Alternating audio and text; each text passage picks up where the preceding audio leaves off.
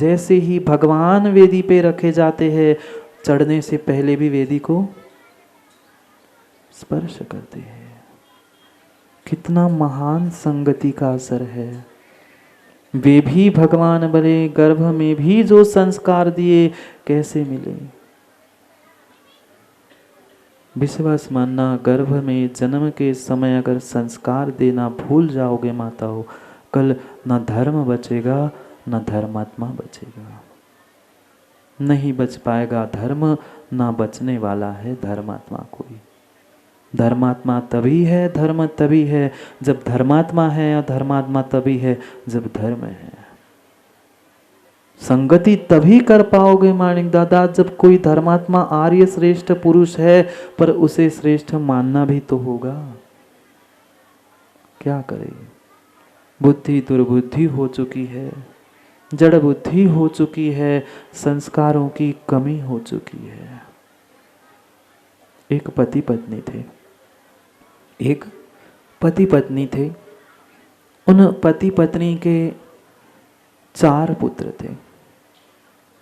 दंपति के 4 पुत्र थे। उन चारों पुत्रों के साथ वह माता पिता अच्छे से रहते थे, बहुत अच्छे से जीवन चल रहा था। पर यह तो संसार का नियम ही है, कभी माँ अच्छे दिन आते हैं तो कभी बुरे भी दिन आते हैं, कभी बुरे दिन आते हैं तो कभी अच्छे दिन भी आते हैं।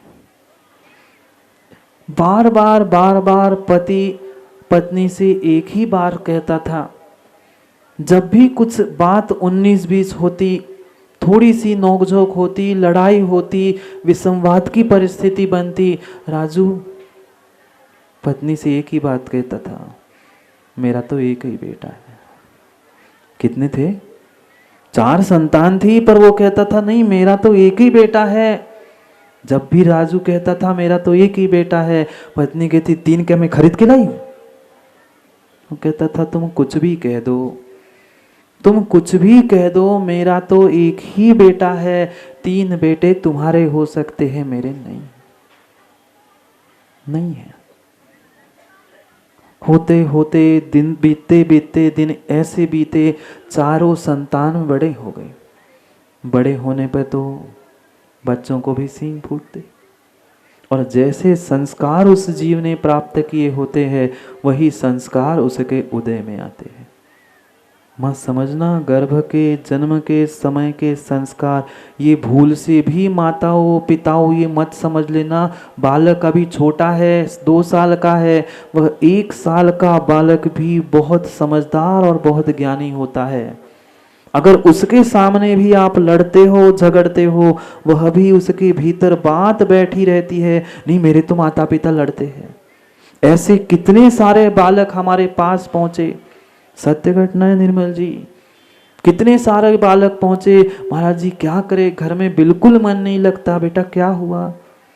दिन में 2-4 बार तो हमारे माता पिता लड़ते ही है। 10 साल का बालक कहने आया था। फिर सोचो, 10 नहीं माँ, आगम में तो लिखा है कोई पाप कोई गलत काम करते समय अगर तिर्यंच भी सामने है तो थोड़ा सा विचार करके काम करना। वह भी अगर संगी पंचेंद्रिय तिर्यंच है, उसके भी जीव, वह भी परिणाम है, चेतना है, उसको भी प्रभावित करता है तुम्हारा पाप तुम्हारी क्रिया। फिर तो ये बालक तुम्हारा था, चाहे साल का हो महीने का हो, उसको भी संस्कार मिलते हैं। तुम जो करोगे वही तुम्हारे साथ वह आगे बढ़ के करेगा। एक दिन पता नहीं क्या हुआ घर में, बातों बातों में एकदम से युद्ध होने लग गया और लड़ाई हो गई आपस में। और जब लड़ाई होती है तो 2 बेटे इधर और 2 बेटे, ऐसा होता ही है, एक इधर एक उधर। कोई माँ का पक्ष लेता है, कोई पिता का पक्ष लेता है, कोई दादी का, कोई दादा का। ऐसे ही हुआ। वह दोनों की खूब अच्छी लड़ाई चल रही थी। जैसे ही लड़ाई चल रही थी, वह बेटे भी आए और बातों में लड़ाई में वे भी शामिल हो गए। वह जो चौथा बेटा था माँ का पक्ष लेके कहने लगा, पिताजी से कहने लगा, पिताजी आपने माँ को ऐसा क्यों कहा? अगर आप नहीं अपनी आदत सुधारोगे तो मैं आपको चप्पल से मारूंगा। किसने बोला? बेटे ने कहा पिताजी से, पिताजी आप माँ को क्यों परेशान कर रहे हो? अगर आप समझे नहीं तो मैं जूते चप्पल से मार दूंगा। पिता कहता है, देख लिया देख लिया देख लिया। जैसे ही इसने कहा चौथे बेटे ने कि मैं जूते चप्पल से मार दूंगा, तीसरा बेटा कूद पड़ा। अब पापा का पक्ष लेना जरूरी था, पापा का पक्ष लेना जरूरी था। वो कहता है मेरे पिता को कुछ नहीं करना, तुम मेरे पिता को जूते चप्पल से मारोगे तो मैं तुम्हें मूसल से मार दूंगा। क्या कहा? किसने कहा? माँ। बेटे ने। किसको मार रहा था? भाई को, पिता को, माँ को मारने के परिणाम कर रहा था। जैसे ही वह दूसरा बोल तीसरा बोल पड़ा, दूसरे को बोलना जरूरी था, उसको भी किसी का पक्ष लेना था। उसने भी कहा, ज्यादा बात नहीं करो, ये मेरे माँ है, ये मेरी पिता है, तुम दोनों कुछ नहीं करोगे।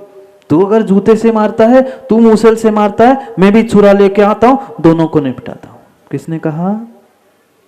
दूसरे बेटे ने कहा। संतान कह रही है, माता पिता के सामने लड़ रही है, करे तो क्या करे। एक साथ भोजन करने बैठते हैं, पर बैठते हैं किसके सामने? मैं डिब्बे के सामने, जहां मारा मारी काटा पीटी इसके अलावा और कुछ होता ही नहीं है, उसके सामने बैठकर देखते हैं। जैसा चित्र देखोगे, जैसा भोजन करते करते चित्र देखोगे, दिन भर वैसे परिणाम तुम्हारे भीतर रहेंगे। करना अनुभव। जैसे चित्र देखते देखते तुम, जैसे ध्वनि सुनते सुनते तुम भोजन करोगे, जब तक भोजन तुम्हारे पेट में है तब तक वैसे ही परिणाम तुम्हारे होंगे। अच्छे चित्र देखे हैं तो अच्छे परिणाम होंगे, और मारा मारी के लड़ाई के देखे हैं तो हमारे परिणाम भी ऐसे ही होंगे। देखना ही है तो अच्छे निर्ग्रंथ के चित्र देखकर भोजन कर लो। मुख में ग्रास रखने से पहले कई बार माँ याद दिलाए, मढ़ौरा में याद है, मुख में ग्रास रखने से पहले एक बार चिंतन करो कि निर्ग्रंथ मुनिराज कैसे आहार करते होंगे, कैसे विहार करते होंगे ऐसे कड़कड़ाटी ठंड में। फिर अपने मुख में ग्रास रख देना। तीनों लड़ पड़े। चौथा जरूरी था बोलना, पर चौथा यानी पहला। नीचे से चल रहे थे, चौथे नंबर का, तीसरे नंबर का, दूसरा हो गया। अब बारी पहले की थी। पहले थोड़ा सा कहीं बाहर गया था, और जैसे ही उसने आके देखा ये घर में माहौल कैसा बना है, हुआ तो क्या हो गया। 2 मिनट 5 मिनट उसने दूर से समझा, सब कुछ जान लिया, और जाकर सबसे पहले उसने माता पिता दोनों के पैर पकड़ लिए। एक हाथ माँ के चरणों पर, एक हाथ पिता के चरणों पर, और गिड़गिड़ाने लगा, माता पिता शांत हो जाओ, रुक जाओ, क्या हो गया, कुछ तो बताओ। चौथा बोल पड़ा, फिर तीसरा, दूसरा, फिर शुरू हो गया। बड़े भैया ने तीनों भैया के भी पैर पड़े, भैया शांत हो जाओ, बात क्या हुई, लड़ाई किस बात पर हो रही है। जब लड़ाई होती है तो बात तो भूल ही जाते हैं किसके बात की लड़ाई थी, लड़ना ही इतना पता है। वो कह रहे हमें कुछ नहीं सुनना, मैं ऐसा करूंगा, मैं वैसा करूंगा, मैं वैसा करूंगा। वो कहता है सबको जो करना है मेरे साथ कर लो, पर 5 मिनट के लिए शांत हो जाओ। जैसे तैसे बातें करके करते उसने चारों पांचों को, सबको शांत कर लिया। बात पता चल गई, कोई लड़ने जैसी बात ही नहीं थी जिसके कारण लड़ाई हो रही थी। जैसे ही शांति का वातावरण हो गया, बड़े बेटे ने अंदर से वह ठंडा पानी ले आया और पांचों को पिला दिया। पानी पी के अंदर की बाहर की सब गर्मी शांत हो गई।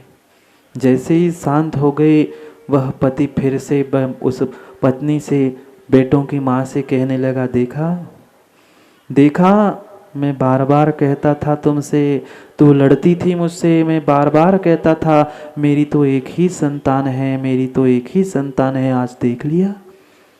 वो कहती देख तो लिया, पर आप ऐसा क्यों कहते थे? क्या क्या आपने ऐसा देखा था? इसको ही आपकी संतान क्यों कहते थे? मुझे पता है, मुझे पता है। जब ये चौथे बेटे का जन्म हुआ था, जब वह गर्भ में था, तुम्हें याद है? तो कहाँ गई थी? कहती हाँ याद है, तब मैं अपने जूते ठीक करने के लिए मोची के यहाँ गई थी। वही संस्कार है बेटे के गर्भ से कि चप्पल से मार दूंगा। फिर ये गर्भ में था तब कहाँ गई थी? तब मैं कूटने के लिए गई थी।